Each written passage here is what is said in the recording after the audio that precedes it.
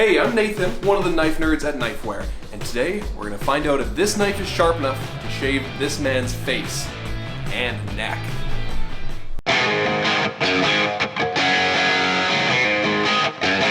Hey there, welcome back to the Knifewear channel, where we sharpen your mind about Japanese knives. I'm Nathan, one of the knife nerds at Knifewear, and today we're going to find out if this knife is sharp enough to shave James's face. Now, do not try this at home. We are knife experts at Knifewear. We know how to handle knives properly, and we know these knives are for the kitchen. We just want to see if we can shave with them. All right, James, we're ready to go. Are you nervous? For the sake of this video, I want to appear tough, and I'm gonna say no. And in no way was I forced into doing this, or I was gonna get fired. On that note, I'm not nervous. All right. Well, we want this knife to be as sharp as can be, so we're gonna take it over to the sharpening station at Knifewear and get it nicely tuned up. So this is this was Kevin's first Yanagiba. Yanagiba is a sushi cutting knife, and he got this about 21 years ago. And so I've liberated it from his collection temporarily. I'm stropping the knife. This is the final step of sharpening, and it cleans up the edge. It takes off any rough burrs of steel that are remaining on the edge and makes it as smooth as can be. Also makes it really sexy and shiny like that. Okay, so before anybody starts shaving, it's really important to warm up the hair and warm up the skin first. You want to soften everything up so that you can get it nice and easy to shave, and you're not going to have any drag from your razor, or your knife in this case. And then once you've got everything nice and warm with a hot towel or a hot shower, I like to use a pre-shave gel. So I'm going to put a little bit of a clear pre-shave gel on James here. It's going to soften up his beard, it's going to soften up his skin, and so it's going to make the shave a lot smoother and more comfortable for him. And that's obviously what we're going for here. I want to make it as comfortable as possible. Now for the lather, I'm going to use a badger hair shaving brush. I'm using a nice Castle Forbes shaving cream with a bunch of essential oils in it, and that's going to provide, again, more softness to the hair, more softness to the skin, but more importantly, a layer of protection and glide between the blade and James's face. And again, really, really important for the comfort of the shave here. So I'm going to lather it in, and it's really important to apply some pressure with the brush so that you exfoliate the skin, soften up his beard, get everything nice and ready to shave.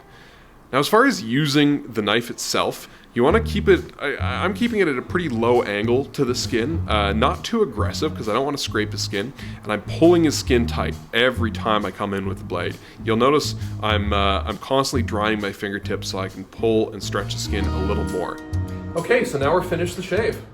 No, I'm kidding. I'm gonna use a different knife for the other half because I want to try something a little thinner. We used a Yanagiba single bevel knife, super duper sharp, but this is Kevin's brand new Kato Black SG2 Black Damascus knife. So I want to try out something a little thinner. So let's see. Woo! How's that feel, James? Feels more comfortable. That's good. Yeah, I can tell right away. This knife is a better choice. It's got a much thinner blade. I'm shaving with the grain of James's hair because it's going to be a more comfortable way to shave. He's got a lot of beard and a thick beard, so I want to reduce it as much as possible before I go in for a cleaner pass. Generally, when you shave, you want to shave with the grain first, shorten the hair down, then shave in a different direction, say against the grain, to get a closer shave. Now, working along the jaw and the chin, any of the more angular areas, again, I'm pulling the skin as tight as I can, and I'm just working in really small sections, following the direction of the hair so that I don't snag or don't nick him at all. Working around the nose and the mouth is one of the most challenging parts of the face. You really need to work in small sections, really using the tip of the knife or razor or whatever it is you're shaving with. In this case, I'm using the very, very fine point of this knife. You're looking really good there, pal. I couldn't have gotten any uglier. Once you're done the shave, you want to apply a cold towel to soothe the skin and reduce irritation. Even from a sharp razor, your skin can be left a little irritated. And in this case, I'm sure James' skin is a little uncomfortable. So I'm going to apply a cold, damp towel just to soften up and soothe the skin. I'm going to throw on a bit of alum on any of the nicks to stop the bleeding.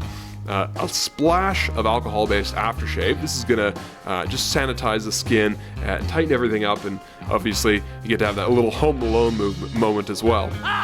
And then after that, I'm gonna throw on some soothing, hydrating aftershave to protect the skin, to heal it, and help it feel better after the shave. Okay, how's it feeling? Absolutely amazing. so fresh. All right, fantastic. So now we're gonna do the eyebrows. Okay, so honest opinion, James, how did the shave feel? Genuinely, overall, I was surprised. Very, very smooth. Seriously, overall.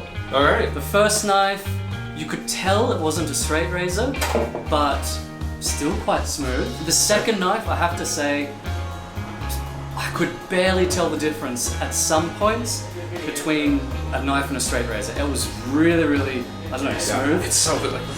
It's ridiculous. Yeah. That was surprising. Very surprising. Right on. Very surprising, yeah. Awesome. So it's clear you can shave with a Japanese knife. It is possible. You gotta make it razor sharp first, that's the important thing, and it has to be done by a professional. So that's it. I hope you enjoyed the video and you learned that you can shave with a knife. Don't forget to hit the like button and subscribe to the channel. We'll see you next time.